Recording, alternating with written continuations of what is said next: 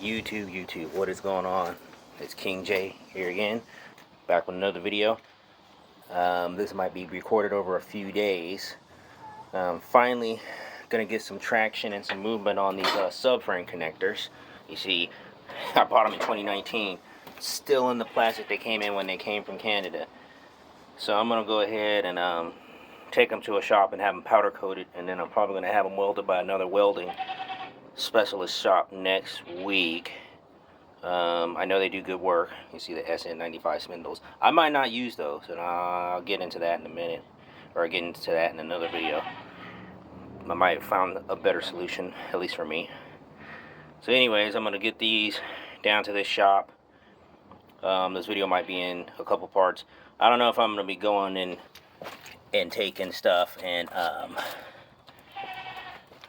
you know, and being in people's shops and recording their shops, because you know some people don't like that. So I'll go ahead and pick this up, even though it's probably all poured out. But anyways, we're gonna go ahead and get all this stuff down there, and probably make another part of the video on a different day, whatever, when they come back, and I'll show you how they look when they've gotten powder coated. First, I'm gonna go down there and look at it, give me an estimate, see how much it costs, see how long it takes. Hopefully they can do it by the end of the week, and then next Monday I can take the car down there with these and go discuss it with the shop that's going to try to weld these in, or is going to weld these in, and we'll just go from there. Alright, so here's the first part, taking them to the powder coating shop. Alright, you guys, it's several days later. I did get my subframe connectors powder coated. Also, I did get the valve covers back off. They need to be cleaned. And I might actually go over little by little how to actually do valve covers, like chrome valve cover gaskets, so they don't leak. I obviously did them wrong because I put the RTV on the valve cover, which is what you don't do if you're using cork valve covers. What you do is, if you want to do it the right way, you put high tack on here first so you can keep the valve cover in place. And then once you put that on, the part that goes towards the head uses this stuff. I don't have it, but it's a number 2 Permatex gasket sealer. I have it downstairs in the basement, but it's a number 2 Permatex slow curing is what it is. And then that's what goes on the head, and then that'll seal the valve covers up. So anyways, here they are, powder coated black.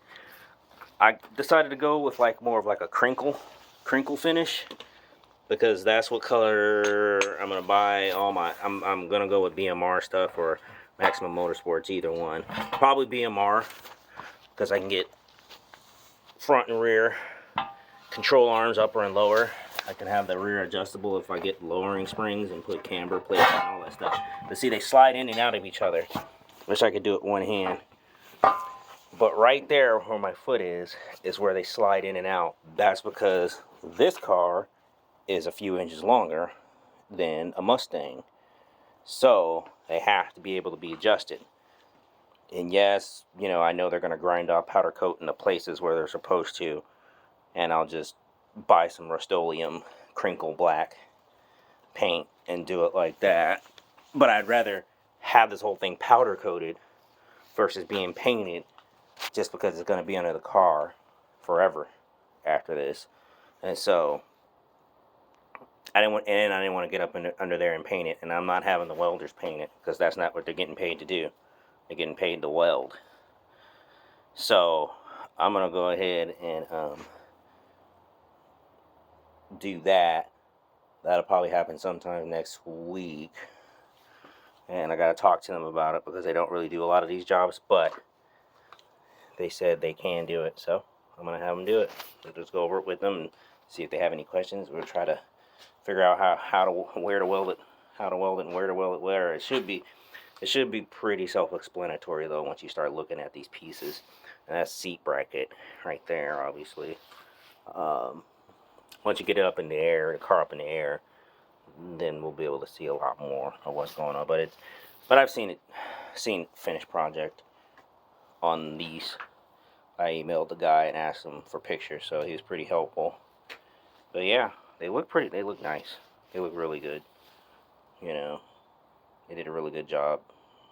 So, anyways, I'll be back in a while. Make this out of a whole video. Peace out. What's up? What's up? Alright, still back with this video again. Back, just kind of doing little updates. So as you can see, I cleaned all that gunk off. And all I did was use a Scotch-Brite pad. I know this ain't the best because it's not a right angle grinder, but I ain't got air. And I ain't about to buy air yet. But I just used a medium Scotch-Brite pad. You don't need to take metal off. You just need to take the gasket off wherever you're trying to clean up. So I went ahead and did that. So there's that. See, this side's got the breather. See, the breather has the holes in the bottom. A breather will always have holes in the bottom. I don't care if it has a tube in it or not. If it has a tube in it and it has holes in the bottom, all that means is that it runs to your air cleaner. But a true PCV valve that looks like that won't have any holes in it. Like, for instance, this is the other valve cover, all cleaned up. This is an actual PCV valve I bought from Summit. That is probably going to run to that, where that little plug is right here. That, it will run to this, with this fuel hose, or PCV hose, whatever, something that doesn't corrode. You can't use vacuum hose for that kind of stuff, because you're running, you're running gases and stuff from the engine, inside the engine, through that engine vapors from the internal engine. So the way it goes is that the gaskets are going to get the former gasket. Goddamn light. Yeah, that's one thing I could try to fix. The former gasket, that number 2, which is this stuff, is going to go on the gasket that goes on the side of the head, not towards the valve cover, towards the head. That's how you use that stuff. If anything, what you would use on the valve cover side, if you were going to use it, you would use high-tack sealant on this side, and then put the gasket on. All the high-tack does is keep it in place, but I don't need to keep it in place because when I bought my valve cover hold-down bolts, I bought studs, and I put Loctite blue. So then when I go to tighten it down, guess what I'm going to put on these? Loctite blue. Because Loctite blue will keep it from backing off, but it's not permanent. You don't want to use red. Red's for, like, you're never going to take it apart. And green's for press fit. You don't want to use that either. What you want to use is Loctite blue for a lot of this stuff. Loctite, like I said, Loctite red, you ever want to take it apart, you're going to have to really reef on that thing to take it apart with power tools. Trust me, I've done it. if you want to take it apart, use Loctite blue. And it's up to a certain size bolt too. They do go up to certain size bolts. It'll tell you what size bolt it'll work on. Like the blue, the red, the green is usually for dowel, press fit dowels to keep them from moving around. But usually it's blue or red. Most of the time, blue. Use blue. Do not use red. Not unless you plan on taking it apart, never taking it apart again. So anyways, Mr. Gasket valve cover gaskets. Put those valve covers back on. Put this on the head side of the gasket. Let it tack up a little bit. You see it's slow drying, non-hardening. Then we're going to tighten them down. When we put the valve cover hold downs on, we're going to use Loctite blue on that side. And then they shouldn't back off. Should have no more valve cover leaks, because that's the issue I've been having.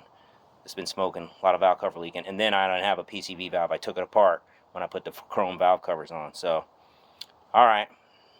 I'll be back with more updates when the valve covers are back on, and I'll show you. Alright. Alright, I'm back. I think I'm going to make this video a little shorter. But so far, what I found was that they kind of were loose once the stuff start to set. So hopefully it doesn't seep past it too much anymore. But I should probably wash it off and find out. Then I'll know for sure. But anyways, as you can see, I got breather on this side, and it's got holes in the bottom. That's how you know it's a breather. The only other way is like this one. This one's got holes in it. That's a breather. If it doesn't have holes in it, and it's got a tube, that means that's where the fresh air comes in from this. And there would be a hose, like a 3/8 hose from here to probably over here somewhere, and then there'd be a fresh air hose, and that's how it gets fresh air into the crankcase. It gets vented, obviously, through the PCV valve. And then, you know, I ran that hose right there. I ran a hose from this PCV valve right here all the way to this hose right there to the manifold. Hopefully, you know, sometime this week or weekend I can put the Excel wires on. Not that gonna make that much of a difference, but I have them. And I bought them and they were a good deal, so might as well use them, right? So anyways, yeah, so next week, gonna look at getting those subframe connectors installed. They look pretty simple. We'll just go ahead. I mean, the bottom of the car looks really good, so I'm not worried about stuff being already torn up, because, you know, Torx boxes on Fox bodies get really torn up, especially if you're hard on them. Even with a stock engine like this with a 2-barrel, you can really tear them up, and then you have to do really extensive repair on it, which I'm glad this car is pretty straight, you know.